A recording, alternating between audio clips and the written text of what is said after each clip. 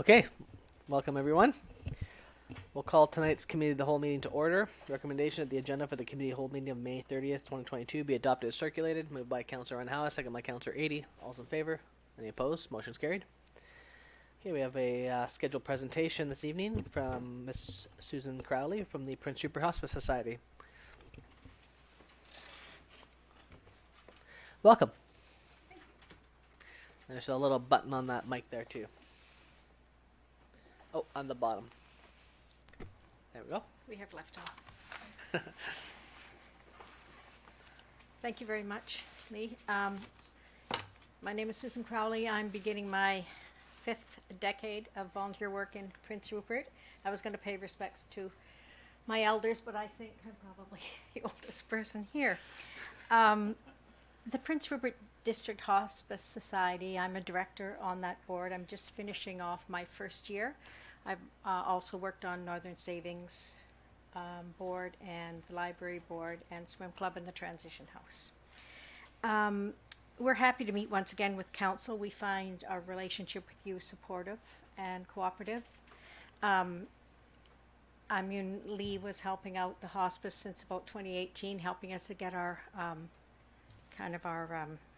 IT stuff together. And we know that Barry's work with the seniors, we cross paths often. So I'm going to do two things tonight, hopefully. I'm going to just catch you up on where we're at and talk to you a little bit about another group that is operational in the province that you might cross paths with, called the BC Hospice Alliance. I don't know if you're familiar with them, but anyway. We originally asked for a meeting with Council to last fall to present a request for proclamation of advanced care planning, which we sometimes say ACP day, but we missed that deadline. We were trying to coordinate with Northern Health to come with Northern Health to ask you, and they're still considering it. So we're going to come back next fall, and we are going to say, would you please proclaim ACP Day, and I think that, so I'm going to leave that where it is. We'll catch it up.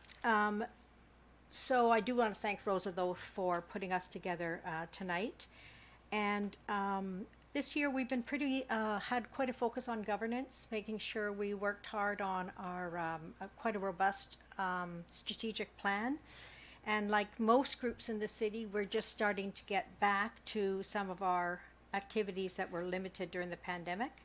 We've had some information tables at 2 community events, and our face-to-face visits with what we call clients are starting to come back. We're starting to move back to that, given all the restrictions that we had.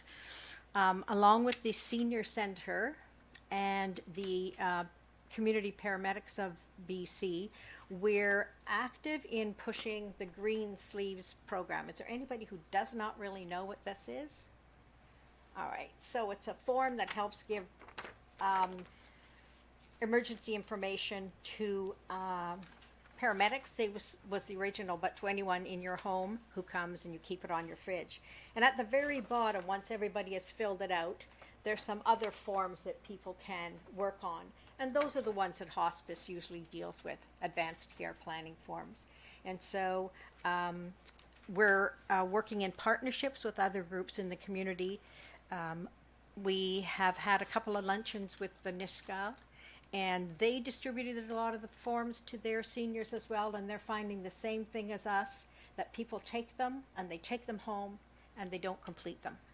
And so I'm sure all of you have all your planning done, but I haven't finished mine yet. So what we're doing in our next phase is not saying to people take them. We're actually going to have little kind of work times when people could come to, say, the senior center, could come to Niska Hall, anywhere that we set up little groups, and we just sit with them and help them fill it out.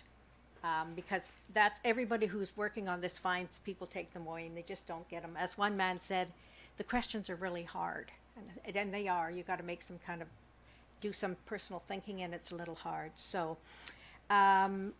we continue to train volunteers to visit people at home, in the hospital, or long-term care. Our grief and bereavement support group, it's a 9-week group. It's going. We have a new hospital support group And it was started during the pandemic, and it's really growing. People really like the idea of either doing FaceTime or a phone call to have a trained volunteer again talk to them about what they're going through and not have to necessarily go out and face people right away. So that's a big one. We're always looking for volunteers for any of our programs. So if you have a lot of spare time and you want some little bit of training and do some more community work, yeah, we can do it. You might recall that we have a hospice tree in the mall at Christmas where people can write the name of somebody who's passed away, hang it on the tree, turn on a light, write their name. And next week, we're taking all of those tags and we have a little ceremony and we burn them all, the little tags with people's name, and off our thoughts go into the ether. And that's next week. So, any questions on any of the things we're doing? Did I make sense? Okay. I'm just going to then go along a bit to the Alliance.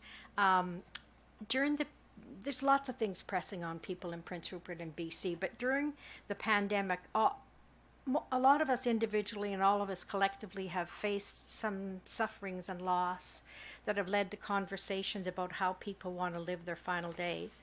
And we've witnessed in our own families and friends the heavy load that's borne by family caregivers with, little or no support. And from your own work that there's a large cohort of seniors moving through the healthcare system towards end-of-life care. So there's a mounting demand for cost-effective care at home and in the community. No surprise to you. So Hospice Society feels that if we want to avoid a crisis, we have to remove some of the pressure maybe on our already strained healthcare system. And if we want to do that, we're going to have to move the hospice sector forward. It's now, end-of-life care basically is done by fundraising and volunteers. In some of the bigger centers, they have a little bit more money, but basically the BC government has hospice running beside all the other healthcare initiatives, and hospice is trying to move it into being part of healthcare. We get a little bit of money from Northern Health, and I mean a little bit of money from Northern Health. They've got lots to pay for, and we do the rest of it by fundraising. And it's just not going to be sustainable as we move forward. And so we're advocating that the provincial government actually develop a strategy for dealing with palliative care, which doesn't exist at the moment. And we want to, we're joining together with some of the bigger hospices like Victoria Hospice and some of the other ones in the Lower Mainland, have formed an alliance. And some of us who might have been political in our youth might call it a lobby group. And so we're part of that group that is trying to talk about taking hospice out of the volunteer sector and really putting it in as part of healthcare and funding it, so on. So what we want you to do is just amplify our message any place that you can. We're asking the BC government to create more access and secure, reliable funding. And we don't want to build a building on city land. So that's a relief. We're not going to build anything. We just are using the services that we have, but I don't really know how you interface with the BC government for funding of healthcare. But if there's any way that you can amplify the need, then that's what we're asking of you. Hospice aligns, our work that we're doing now aligns very well with a smooth transition into being part of the regular healthcare system, if they want that. And I don't know whether municipalities are already active in advocating for this kind of care, but obviously you have a relationship with Northern Health, and all we're asking is that you kind of are aware of that. And I have sent a file to Rosa that you can look at if you want, that talks a little bit about the Alliance, if you want further information, and it describes what we're looking for. But the long and short of it is we really want to be part of the funded and plannable healthcare system. I knew I only had 5 minutes, so. That's a lot of information. That's great, actually. Anyway, that's all. I do have, if anybody wants print things about what the hospice does, I have them, but I think people kind of know. We have a little office downstairs in the hospital, and we're around. Any questions? Go ahead. Thank you, Susan, for that. I'm having difficulty reconciling your presentation with any previous lives as politically active, but Anyway, just imagine it. we'll let that lie. I remember first year of teaching, learning a great deal about the Robert's Rules of Orders from Susan and her colleagues. On the subject of hospice, though, I know in my own personal experience with my parents how immensely important it is, and it's important not only as a humane approach to end of life for somebody who is in that situation, but it's also a tremendous benefit to families because it creates open doors and opportunities for dialogue that family members can benefit a great deal from because they're going through something as well. And I think the hospice system is really powerful in that it brings those two pieces together. So I'm fully in favor of seeing it become a more institutionalized and better supported part of the public healthcare system. I very much hope that we can add whatever small voice we might have to that movement. I would certainly be in favor of it. And I look forward very much to coming back in the fall, with or without Northern Health, to talk about your initiatives as well. So Thank you. I'm very, very supportive. Thank you very much for that. Yeah, I mirror everything Councillor Eady said. I've had personal experience through my father-in-law with the Hospice Society, and it's very gratifying to have you there when the need is there, and it was quite an experience, and I really think that you have a place in the hospital, and it should be part with Northern Health, part and parcel. And if any way the council could help, I think everyone in this room would definitely step up to the plate and help you in any way we can. Thank you. And thank you very much for the presentation. Thank you very much. Is there a standing method for councils or municipalities to impact on what happens in health? We play an advocacy role, but it's really outside our jurisdiction, Yeah, just like the yeah. education system. That's what I kind of thought. But we regularly have meetings with Northern Health on a variety of issues, so this is one of those things and we have agendas that we put forward with them, and so this is definitely one of those things. Yeah. For sure. I think Gurvinder had a question for you too. Sure. Just one thanks for your presentation and doing great work for our community. Thank you. Thank you. And I just want to say, with the workshop idea, I think that's exactly what needs to happen with the advanced care planning. I mean, I think I got 60% of the way through because I was doing mine on the online. Yes. And some of the questions are like, I don't know how exactly to answer that question. And yeah, having some people that you could ask those questions to in a workshop environment would be absolutely handy. So I'll be there with my wife for sure to finish my plan off because I don't know what to say on a couple of the questions that are there. I've never had to interact with that before. So Yeah. great idea. Great. Thank you. Thank you so much for your time. Okay. You have a great day. And you can leave the swag with Rosa, and we can... I always have people in my office and stuff too, so I like to hand out things like that. Absolutely. Great. Thank you. I'm off to my meeting now. Have a good night. Okay, next we'd invite any members of the public to come forward and have any questions of council.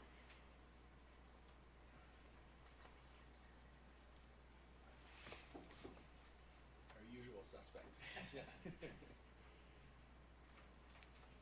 Just so you want to say no one shows up. So Yeah, yeah. Gotta have somebody. Yeah. is okay.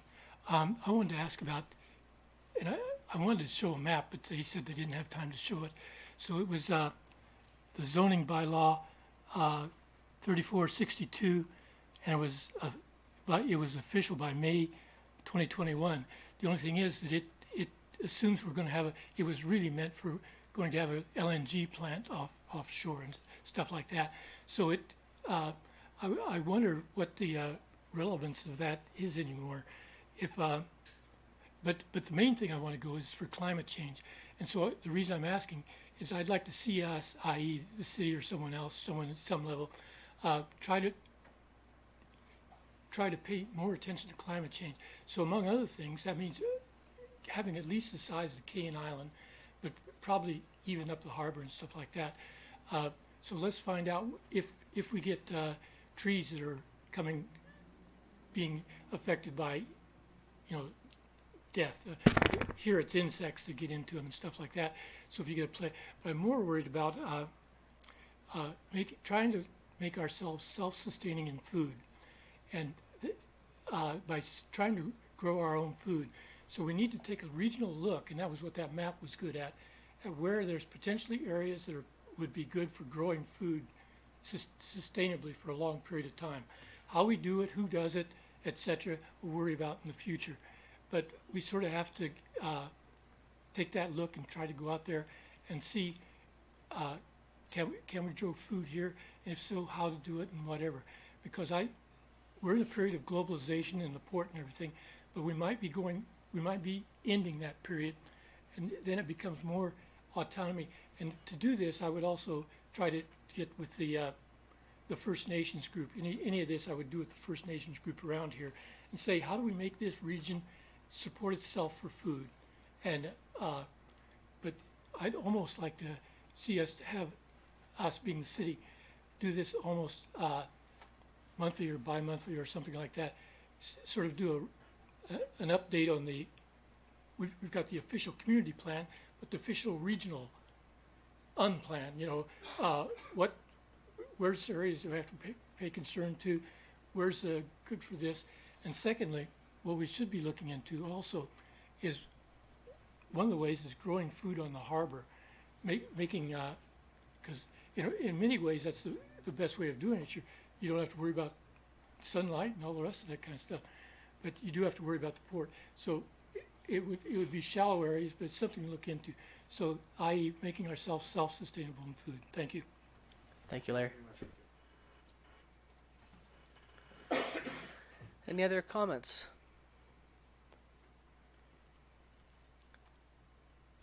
Thank you, Mr. Mayor. I just wanted to advise that I received a petition today from concerned members of the public.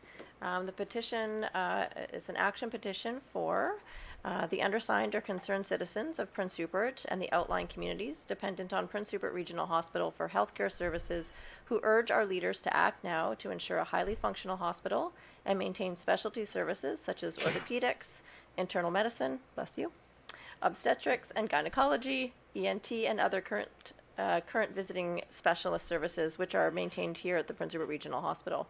The patient transport situation between Prince Rupert and Terrace is treacherous in the winter months, making it very difficult for patients to leave the community for healthcare needs. And there was 1,027 signatures received. Oh, great. Thank you. We'll talk more about it at the regular council meeting. Okay, any other comments? Okay, I'd entertain a motion to adjourn. Moved by Councillor Scott Morvan, second by Councillor Cunningham. All's in favor? Any opposed? Motion's carried.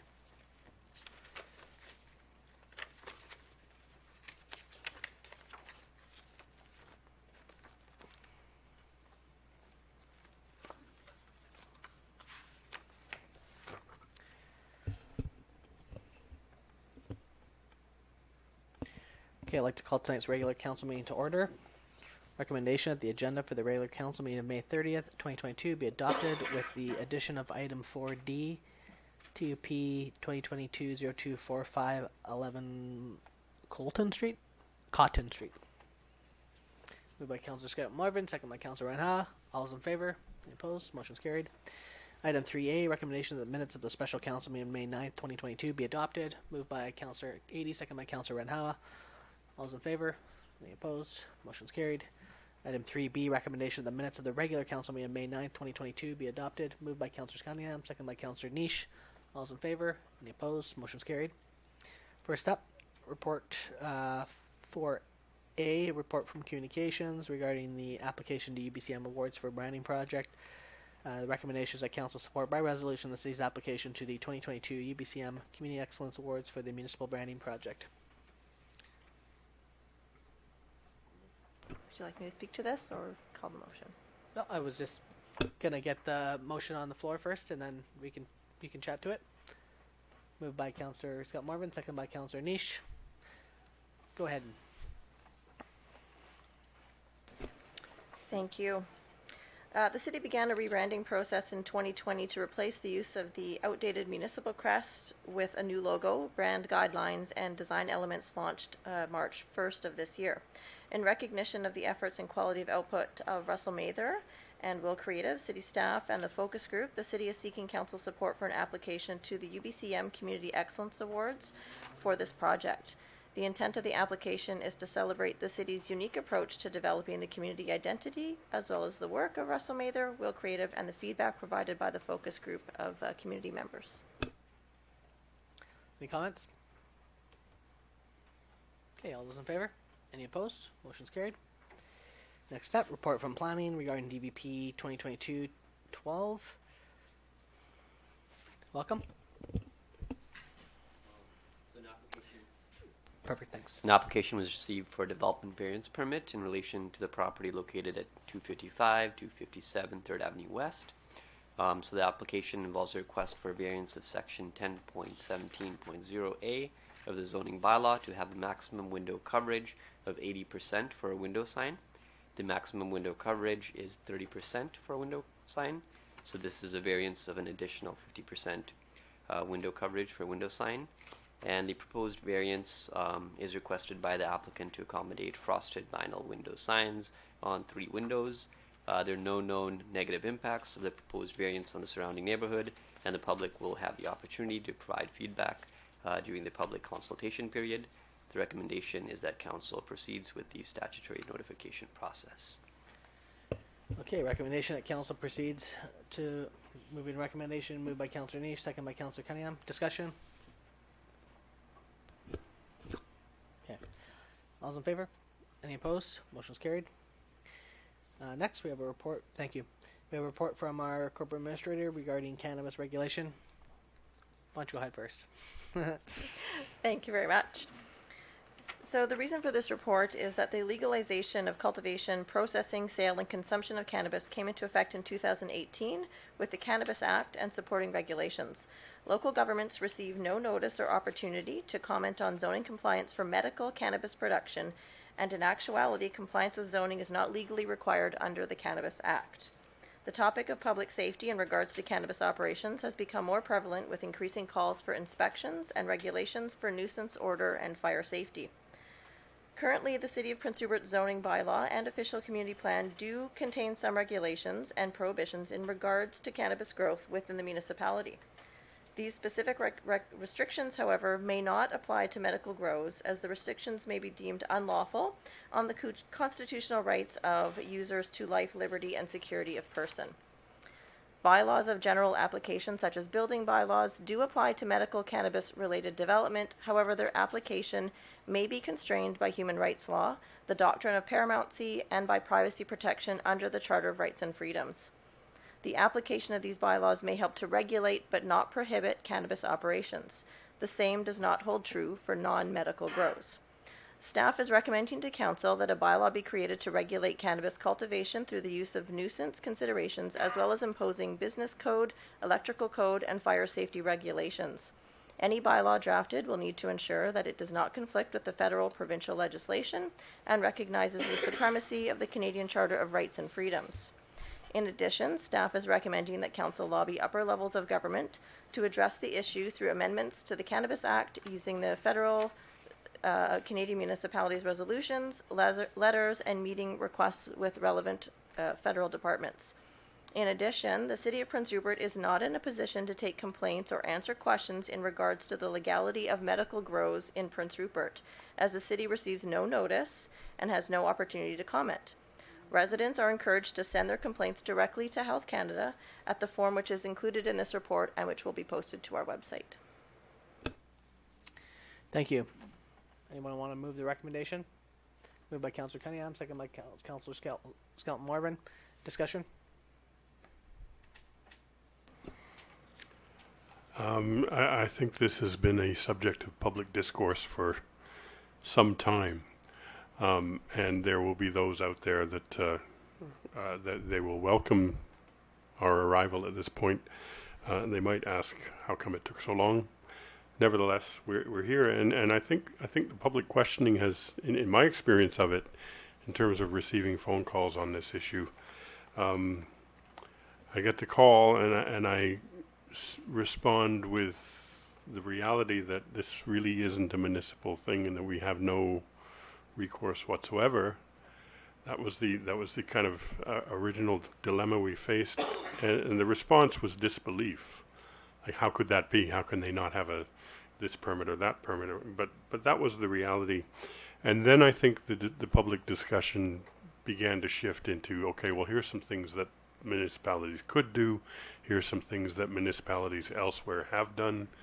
And I think, in light of that, here we are. So I would say that, yes, I'm in favor of developing some kind of a bylaw that addresses people's concerns around this issue. I do think that one of the primary challenges will be to design something that is enforceable and practical and has the impact that you're looking for on the issue. And I think that as we go through that process, that's going to be the key to me, is can we put something together that works and that we can enforce. I have a question. So, if, for example, for like electrical permit, because they're not going through the regular process of applying for permits and then having the fire department showing up and all that, who is approving their operations in this moment? It's my understanding. Oh, Dr. Buchan, would you like to weigh in? Yes, thank you. This is done entirely by Health Canada. Whether or not they inspect is a question that we have no answer to. Yeah, because I remember when we talked to Health Canada, they weren't clear that they show up to these people's operations. Now, from what I understand, and you guys can correct me if I'm wrong, is that the courts have ruled that people can't be limited. Their access to growing medical marijuana for their health can't be limited, which is why we aren't allowed to regulate it in the way we would regulate a regular business.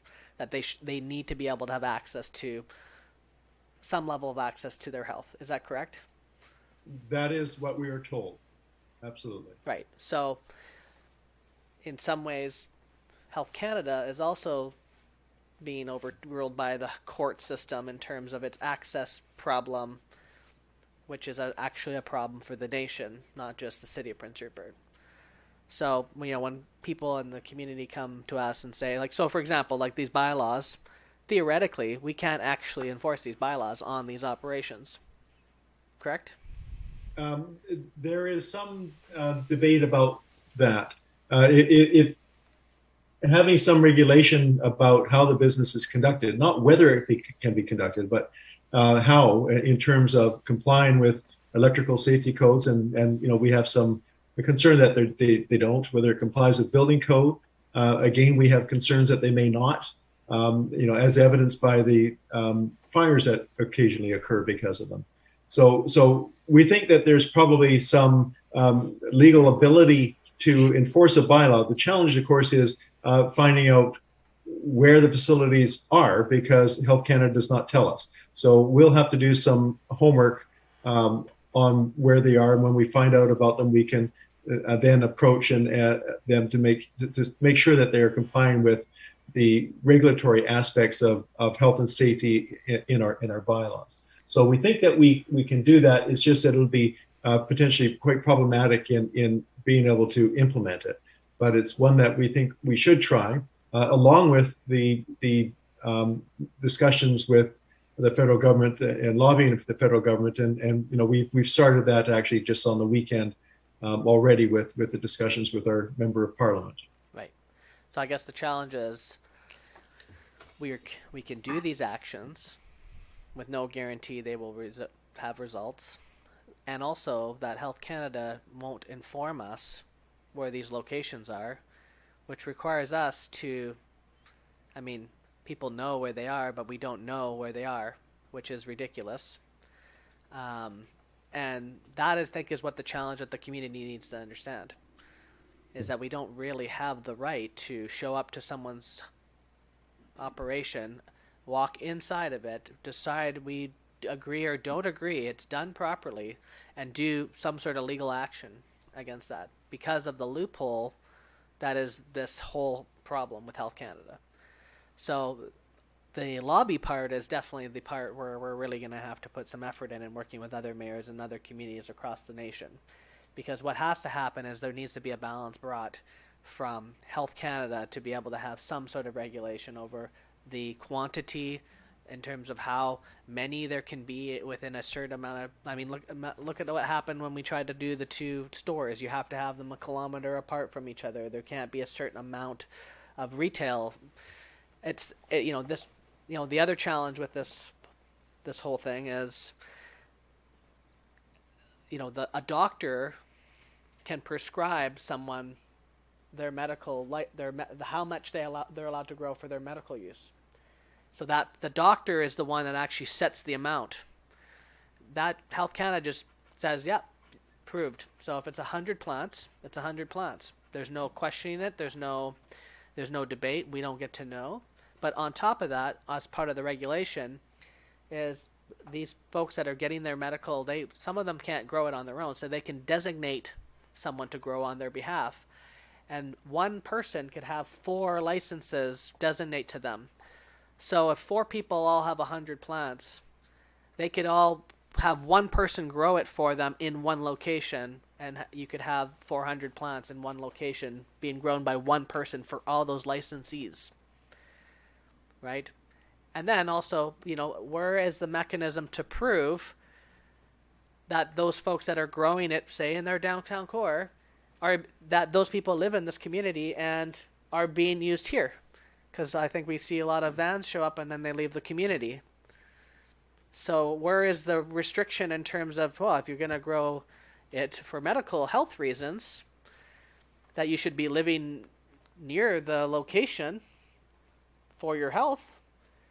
Because if you're living in, say, Saskatchewan, but you're growing it in Prince Rupert, a completely hypothetical situation, no fact to that statement whatsoever, where's the regulation to that? None of this is part of Health Canada's code because of this kind of fear around the courts in terms of people's access to health. I think we need to just take a step back and take a look at the regulation ultimately around what balance needs to be struck. This is a completely federal government issue. These measures on the table now, I think, are good measures for us, but the community needs to understand that even though we will do that, and we will do everything on our power, at a very legal level, we cannot push the courts past what they've already deemed to be true. And that is going to be a multi-year problem, I would say, well past my time here. But we need to start the process moving it forward now. But I just want to make sure that everybody in the community understands the complexity of this challenge. That it's not just about, I've seen comments, where's their business license? Well, they're not a business. And they're getting doctors subscribing, and Health Canada's almost like automated approving them without carrying the location that they're growing it in. There's no one from Health Canada that's flying all the way here from Ottawa to go inspect where they've decided, whether it be a residential area. Who knows what the electrical in that looks like? I mean, we don't, we have had an unfortunate incident of a burnt down building, which I can't officially comment how that happened because it's under investigation, although everybody generally can infer why that place burned down. Where's the justice in that? It's very frustrating, but I do appreciate the staff's due diligence to bring something forward for us to start a process. But, this is going to be a big lobby effort with the FCM, and I think this is going to take a whole bunch of communities to work together on to create some sort of new balance. And there will most likely need to be legal involved in terms of the Supreme Court rulings on this, and that's going to be a monumental effort, and I think that's something the next council should definitely take up and continue forward. Go ahead. Well, as citizens, I think we can do a part. Mark Dalton, who's the MP for Pitt Meadows, has before the House of Commons right now a private bill about this, and I think as citizens of Prince Rupert or anywhere in this country, we can write to our MPs and let them know that we support Mark Dalton's bill. You know, like if people are going to write a letter or an email to Health Canada, they should CC it to our MP Taylor Baccarat as well, so he's aware of the concerns of his constituents about this problem, because it's not unique to Prince Rupert. You know, it's, you know, Pitt Meadows, Vancouver, it's everywhere. And, you know, I think health and safety is paramount to everyone in this situation. And when we don't know what's going on next door to us, and you know, you suspect there's a grow up there, and you don't even know if it's legal because they don't have to tell you whether it is or not. And then if the fire department's running into some of these buildings, they don't know what's in these buildings. It could be more than just a grow up. No one knows. So, you know, I think health and safety is one aspect of getting this straightened out, because it affects the whole community. And I really think that if we as citizens start sending emails and letters to our MPs, then something might get done about it. Because as long as we just sit back and whine and cry about it, nothing's going to happen. Other comments? Is the motion on the floor? I can't remember now. Okay. Okay, all's in favor? Any opposed? Motion's carried. Thank you for the staff for doing what you can. Okay, next we have 5A. Oh, did I miss 4D? A new one, the additional item. 4D, the TUP 2022-02 for Cotton Street. Are you speaking to that? I can speak to that. I just Mr. don't Mayor. have the resolution on the agenda. It's simply, so the resolution originally came to council in April, was for a temporary use permit for a renovation that would be taking place, and the container would be on Cotton Street. We did do advertisements in the newspaper on May 4th and again on the 11th with no comments received on that. So we're just looking for a resolution tonight to proceed with approval of the temporary use permit. And just as a note, there is a cash bond that the city will receive until the temporary use permit is discontinued within 1 year. Okay. Okay, moved by Councillor Niche, second by Councillor Cunningham. Discussion? Containers on the street, I think, are starting to become a bit of a problem. And not everyone has a temporary use permit for them. I was up in Eagle Subdivision on Parker. There's one sitting taking up half a lane. And if somebody parks on the other side, I don't even know if a fire truck could get through there. It's a tight squeeze. And the more and more you drive around town, they're sort of osmosing off of people's properties onto the street. And I think it's something bylaw should look into, because if they have to have a temporary use permit to put it someplace, then it's something we should be enforcing. Any other comments? Okay, all those in favor? Any opposed? Motion's carried. Okay, 5A, recommendation, Prince Rupert zoning amendment bylaw number 3492/2022. So moved by Councillor Niche and seconded by Councillor Scott Morburn. The recommendation. And give third reading. Any comments from today's public hearing?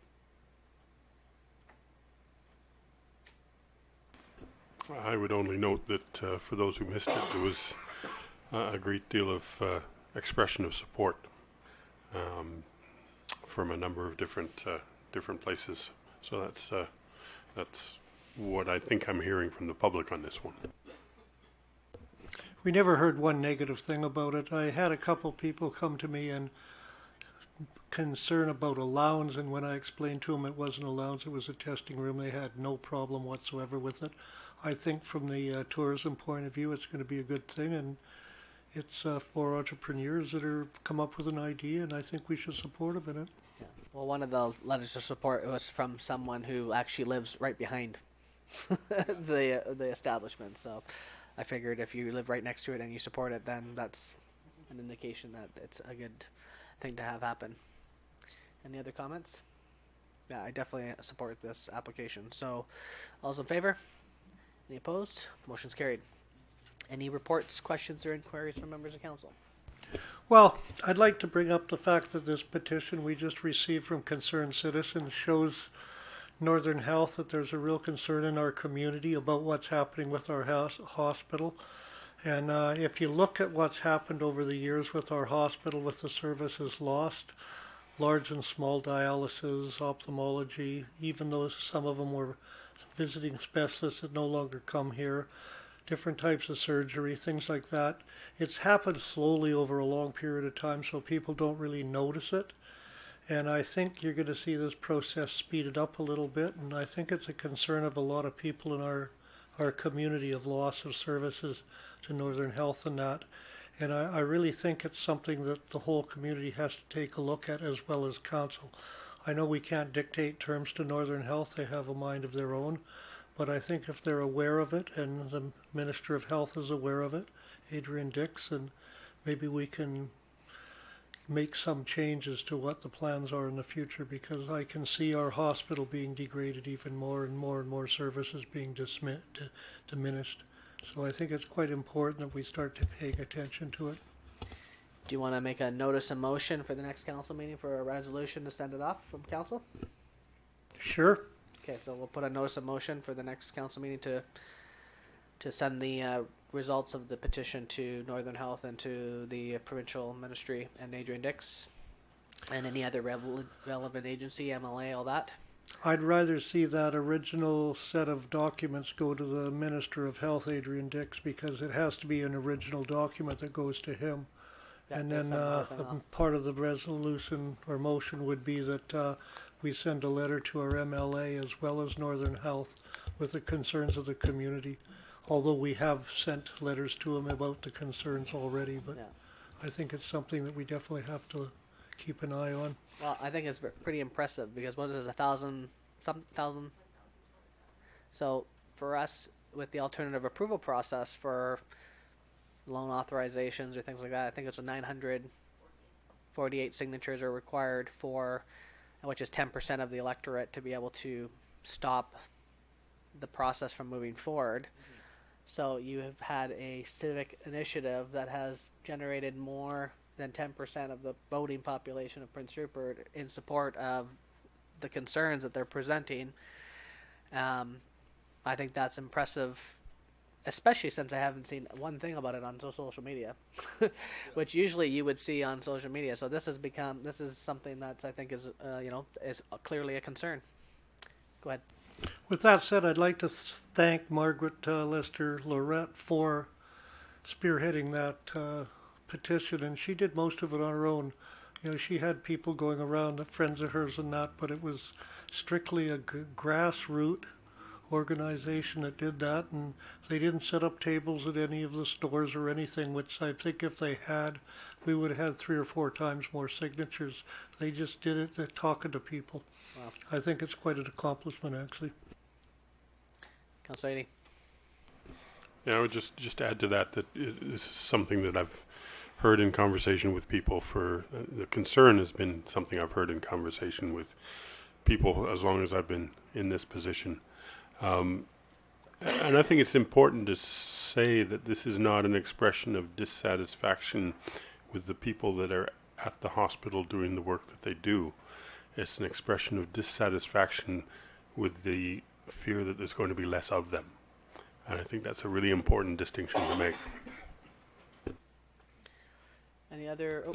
There's concern with the professionals at the hospital as well. You know, but like just like Nick or Councillor Addy said, that they're concerned about the quality of care they can give to the residents of Prince Rupert with the cutbacks and things like that. You know, yes, there's a provincial, there's a national, worldwide shortage of doctors and a national shortage of nurses as well. But you know, there's more things we can do to get more people into it. It's like every other thing. Right now there's a shortage of a lot of things, and people are working at trying to help those shortages. But you know, it's one thing that with an aging population and things like that, we've just got to really take it and look at it carefully. Other reports or inquiries?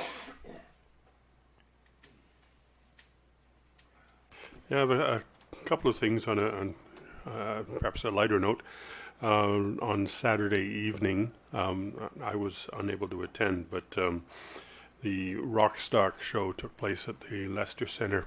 This is the Ring System Music Studios, one of their 2 shows that they do in a year. The first one at Christmas goes to the Salvation Army. The funds from this one, in the approximate total of about $4,800 to the Leicester Centre itself, as a way of bolstering the theater, which is, you know, a publicly funded institution, but can't really do what it does without additional funding in forms like this. So I think it's congratulations to all involved in doing that. And I just want to say also that that particular endeavor is a way for people who have been involved in music all their lives to pass on skills to those who are young. And they don't just learn to play music, they learn to manage the stage. They develop a spirit of volunteerism by showing up to help with other events. There's an awful lot of positive things that come out of events like that. So congratulations to Ring System Music and the students for that. My second one is on the Salt Marsh. On a very sunny day, I think 2 days ago, I went with my wife for a walk down there, and it was a real example to me. It was quite striking. Lots of cars in the parking lot, lots of people walking, lots of kids, people walking their dogs, people grabbing a coffee at the Yaga coffee outlet. I think it's a brilliant example of what happens when you put a little investment into an area of a community and it develops a life of its own.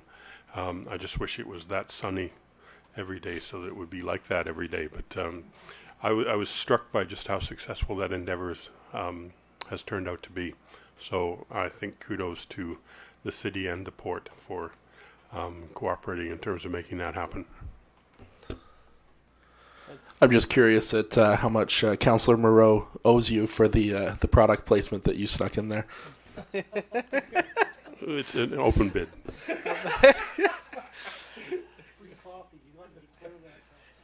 Any other comments? Thank you, Mr. Mayor.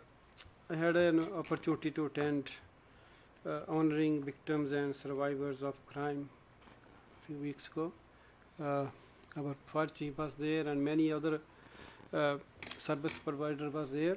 The goal was to raise awareness about the issue of facing victims and survivors of crime and the service providers, and an opportunity to acknowledge the important work of victims, survivors, service providers and other criminal justice professionals who assist victims of crime. So it was attended by many service providers, and we would like to thank our organizers for organizing in our community. Thank you. Thank you. Okay. I would entertain a motion to adjourn and to reconvene our recessed in-camera session. Moved by Councillor 80, second by Councillor Scott Morvan. All those in favor? Meeting's adjourned.